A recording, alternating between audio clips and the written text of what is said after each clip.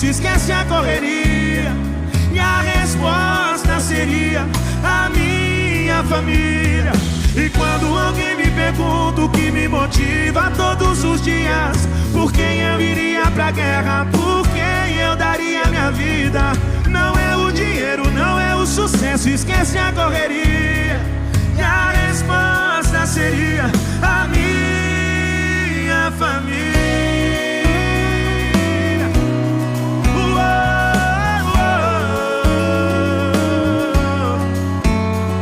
Nada é mais importante nessa vida do que a nossa família.